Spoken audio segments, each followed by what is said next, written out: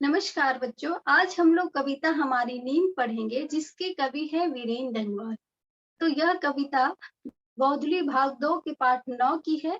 तो आइए यह कविता पढ़ने से पहले सबसे पहले हम लोग कवि के बारे में जान लें। यह कुछ महत्वपूर्ण जानकारी है कवि के बारे में। आइए हम लोग इसको थोड़ा संक्षिप्त में जान लें।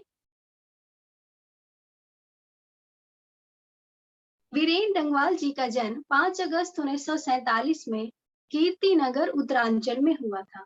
उन्होंने अलग-अलग जगहों से अपनी स्कूली शिक्षा समाप्त की, जैसे कि नैनीताल, कानपुर, मुजफ्फरनगर, सहारनपुर और बरेली। तो जाहिर-सी बात है उनके पिताजी का सरकारी नौकरी था, इस वजह से उनका स्थानांतरण होता रहता था, इसलिए उन्होंने अलग-अलग जगहों से अपनी स्कूली शिक्षा समाप्त की। स्कूली शिक्षा समाप्त करने के बाद उन्होंने इलाहाबाद विश्वविद्यालय से एमए किया और वहीं से उन्होंने आधुनिक हिंदी कविता में डीलिट की उपाधि प्राप्त की। उसके बाद उन्होंने बरेली कॉलेज में कई वर्षों तक अध्यापन किया और उन्होंने समाचार पत्रों में भी कार्य किया। तो आइए अब इनकी रचनाओं के बारे में जानते हैं। तो बच्चों, हम लोग जब भी पाठ पढ़ते हैं तो कवि की रचनाएं, उनका जन्म स्थल, यह भी परीक्षा की दृष्टि से बहुत ही महत्वपूर्ण होती है, जिन्हें आपको याद भी करना चाहिए। तो इनकी कुछ काव्य संग्रह है, जैसे इसी दुनिया में, दुष्चक्र में सृष्टा आदि। इसी दुनिया में इनके सबसे पहली काव्य संग्रह है जो आज भी बहुत ही प्रशंसनीय है। और यह जो पाठ जो आज हम लोग पढ़ेंगे हमारी नींद, यह दुष्चक्र में सृष्टा से ली गई है। इनकी बहुत सारी विश्व कविताएं भी हैं, यानी इंटरनेशनल पोयम। इनकी कुछ विश्व कविताएं हैं: पाल्वो नेरुदा, बर्तोलत बेरूत, कास्को पोपा आदि। इन्होंने बहुत सारी कविताओं का अनुवाद भी किया है। कुछ कविताओं का अनुवाद तो इन्होंने आदिभाषा और लोकगीतों में भी किया है। इनकी कविताएं बहुत श्रेष्ठ थी। इसका अनुमान हम लोग इससे भी लगा सकते हैं कि इनको बहुत सारे सम्माननीय पुरस्कार भी मिले हैं, जैसे कि दुष्चक्र में सृष्टा काव्य संग्रह के लिए इन्हें साहित्य अकादमी पुरस्कार मिले हैं। इसी दुनिया काव्य संग्रह के लिए रघुवीर सहाय स्मृति पुरस्कार मिले। इनकी जो कविता होती थी वह समाज के साधारण लोगों के हाथियों स्थिति की ओर हमारा ध्यान केंद्रित करती है। तो आइए अब हम लोग कविता हमारी नींद पढ़ें।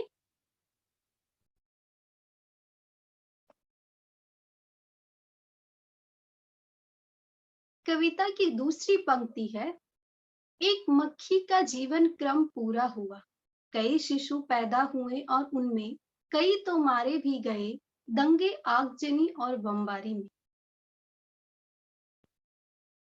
कवि कहते हैं कि और क्या क्या हुआ जब वह नींद ले रहे थे। तो जब हम नींद ले रहे होते तो वह समय हमारे लिए वही भले ही छोटा होता होगा, लेकिन वही समय कुछ लोगों के लिए बड़ा होता है।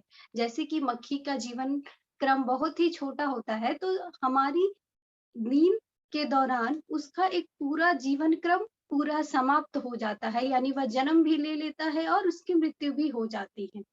और कवि इसके बाद वाली लाइन में कहते हैं कि जब हम नींद ले रहे होते हैं, यानी जब हमारा ध्यान नहीं होता है, उस समय हमारे समाज में कुछ हिंसक घटनाएं भी घट रही होती है। जैसे कई शिशु तो जन्म लिए, ये तो अच्छी बात है, लेकिन कई शिशु मारे जाते हैं। किसमें?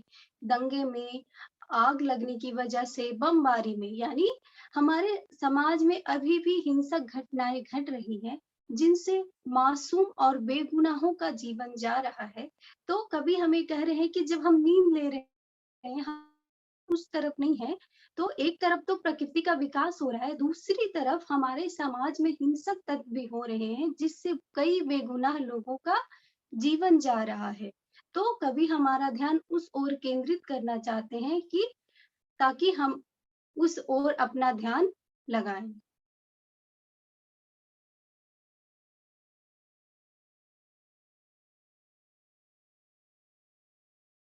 कविता की तीसरी पंक्ति है: गरीब बस्तियों में भी धमाके से शुरू हुआ देवी जागरण, लाउड स्पीकर पर।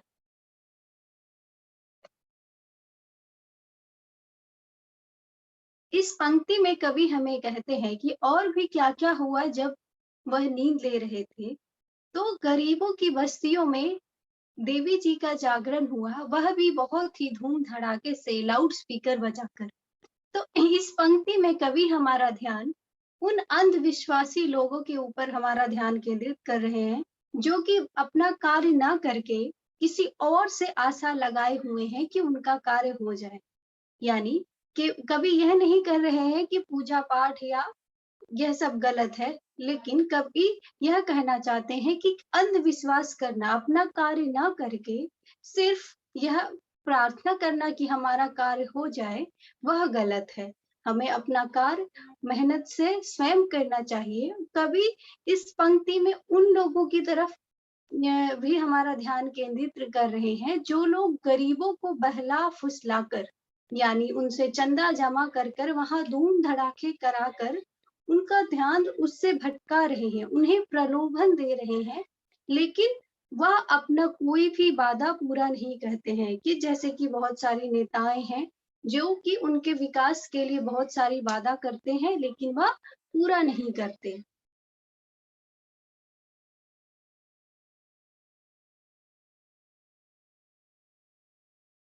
आइए चौथी पंक्ति पढ़ते हैं।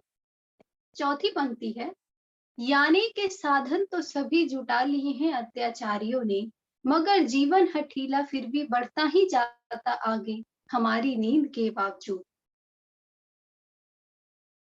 तो इस पंक्ति में कवि हमारा ध्यान उन अत्याचारी लोगों की ओर केंद्रित कर रहे हैं, जिन्होंने अपने जीवन यापन के लिए सारी सुख सुविधा जुटा ली है, लेकिन फिर भी वह इतने हठीले हैं कि वह फिर भी अपना जो गलत कार्य करना है, उन्होंने वह नहीं छोड़ा है। यानी उनके पास अपना जीवन जीने के लिए सारी सुख सुविधा सामग्री मौजूद है, फिर भी वह लोगों का शोषण कर रहे हैं, गलत कार्य कर रहे हैं और अपनी और भी सुख सुविधा जुटाने में लगे हुए हैं।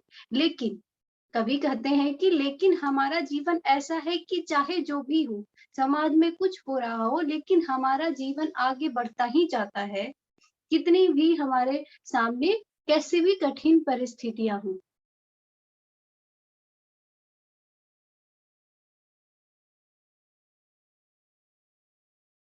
तो फिर भी कवि कहते हैं कि फिर भी हमारा तो कितना भी मुश्किल हो, कभी कहते हैं कि फिर भी हम लोग सोए हुए हैं, यानी हमारा ध्यान वैसे लोगों की तरफ नहीं जा रहा है, यानी हम लोग वो नहीं सोच रहे हैं कि जो जो भी हमारे आसपास गलत हो रहा है उसको रोकें। तो हमारी नींद के बावजूद यानी हमारा ध्यान नहीं है, हम लोग उसको रोकने की कोशिश नहीं कर रहे, फिर भी हमारा जीवन आगे की ओर बढ़ता जा रहा है। कविता की आखिरी पंक्ति है,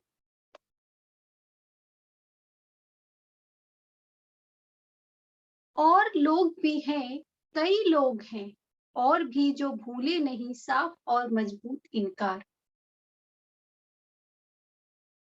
कवि कहते हैं कि उन अत्याचारी लोगों के अलावा हमारे समाज में ऐसे लोग भी हैं, जो कि बहुत ही मेहनती और कर्मधारी हैं, यानी लोग और वैसे लोग जो कि हमारी समाज की भलाई के बारे में सोचते हैं। कुछ अत्याचारी लोग हैं जो गरीबों का शोषण कर रहे हैं, उसके साथ हमारे समाज में ऐसे लोग भी हैं जिनका मन बहुत ही साफ है और वो बहुत ही ज़्यादा धैर्यवान और मजबूत है कि जो भी हमारे आस-पास गलत हो रहा है उसके खिलाफ आवाज़ भी उठाते हैं और मजबूती से खड़े रहते हैं।